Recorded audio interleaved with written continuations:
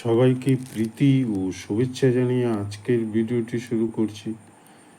আজকের ভিডিওটি হচ্ছে যে যেখানে ভারতবর্ষে হিন্দুর সংখ্যা কমে গেছে, সেই জায়গাটা ভারতবর্ষের অংশ থাকেনি। ভারত থেকে হয় বিচ্ছিন্ন হয়ে গেছে, না হয় অস্থিরতা তৈরি হয়েছে।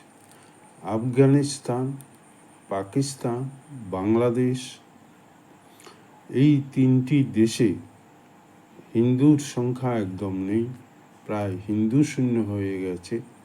তাই এই দেশগুলো ভারত থেকে বিচ্ছিন্ন হয়েছে। শুধু ভারত থেকে বিচ্ছিন্ন নয়, ওই দেশগুলিতে অরাজকতা, হিংসা, অশান্তি এবং পৃথিবীর অন্য দেশগুলোকেও প্রভাবিত করেছে।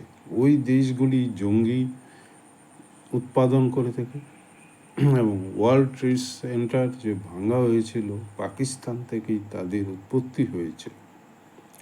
অন্যদিকে আমরা দেখব কাশ্মীরে অশান্তি, কারণ কাশ্মীরে হিন্দুর সংখ্যা কমে গেছে। মণিপুর, মিজোরাম, নাগাল্যান্ডেও অশান্তি, কারণ হিন্দু কমে গেছে। যেখানে হিন্দুর সংখ্যা কমে যাবে সেখানেই গোলমাল বাঁধবে। আর এটা হচ্ছে আরেকটা তত্ত্বকে হাজির করে যে ভারতবর্ষকে ঐক্যবদ্ধ রেখেছে হিন্দুরাই। হিন্দুদের ভিতর সাংস্কৃতিক বিভিন্নতা হতে পারে, ভাষাগত প্রভেদ থাকতে পারে, কিন্তু তারা যখন কাশীতে যায় তখন তারা একই মন্ত্র উচ্চারণ করে। তাই ভারতবর্ষকে অখণ্ড ভারতের কথা ভাবতে হবে। হিন্দুরা অখণ্ড ভারতের কথা ভাববে। কেন ভাববে? ভারতবর্ষের মোট জমির পরিমাণ ছিল 83 লক্ষ। 50 লক্ষ বর্গ কিলোমিটার ভারত থেকে বিচ্ছিন্ন হয়ে গেছে। আমাদের হাতে আছে মাত্র 33 লক্ষ বর্গ কিলোমিটার। কিছুটা এদিক সেদিক হবে। এই 50 লক্ষ বর্গ কিলোমিটার যা ভারত থেকে বেরিয়ে গেছে, তাতে বাস করে মাত্র 50 কোটি লোক। আর 33 লক্ষ বর্গ মাইলে বাস করে 140 কোটি লোক। তাতে ভারতবর্ষের সমস্যা তৈরি হয়েছে। ভারতের তিনটি অখণ্ড ভারতে অর্থাৎ স্বাধীনতার পূর্বে তিনটি অঞ্চল ছিল খাদ্য উৎপাদনে পরিপূর্ণ। একটি ইস্টবেঙ্গল, একটি সিন্ধু প্রদেশ এবং একটি বর্ধমান বা পশ্চিমা। এই তিনটি অঞ্চলের মধ্যে দুটি অঞ্চলই পাকিস্তানে পড়ে যায়। ভারতে খাদ্য অভাব দেখে স্বাধীনতার পর, কিন্তু নেতারা আমাদেরকে ভুল বুঝিয়ে গেছে। নেতারা মিথ্যাচার করেছে, মহাত্মা গান্ধী বলুন আর নেহরুই বলুন।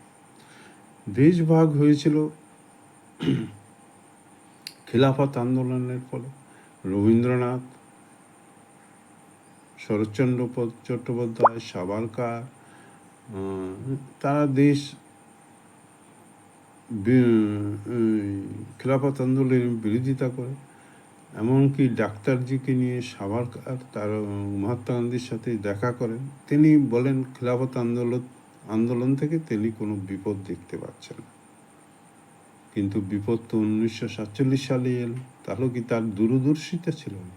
ছিল, একটা একগুঁয়ে ভাব ছিল, যার দেশের পক্ষে ক্ষতিজনক হয়েছিল। দেশ ভাগ হয়েছিল। এই দেশ ভাগে 2.5 কোটি হিন্দু উদ্বাস্তু হয়েছিল, 10 লক্ষ হিন্দু নিহত হয়েছিল এবং 5 লাখ মা ধর্ষিত হয়েছিল।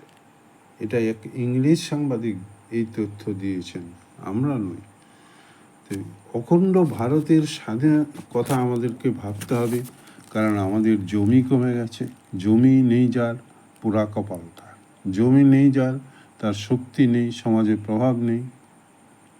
তবে কেন অখণ্ড ভারত বলছে? কমিউনিস্টরা বলেছে ভারতবর্ষ বলে কিছু ছিল না। ভারতবর্ষ বলে কিছু ছিল না এমন কথা নয়।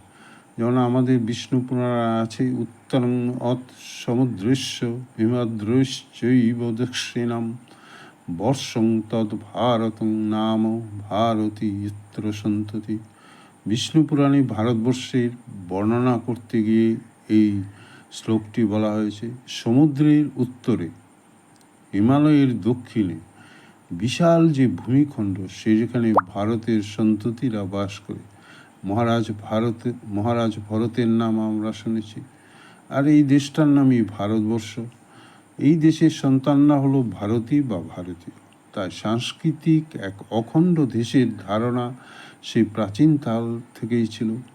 আমরা জানি চীন দখল করে নিয়েছে আকসাই চীন, যা অক্ষয় চিহ্ন নামে ছিল। চীন আবার সুবর্ণভূমি ছিল ইন্দোনেশিয়ার বিমানবন্দরের নাম।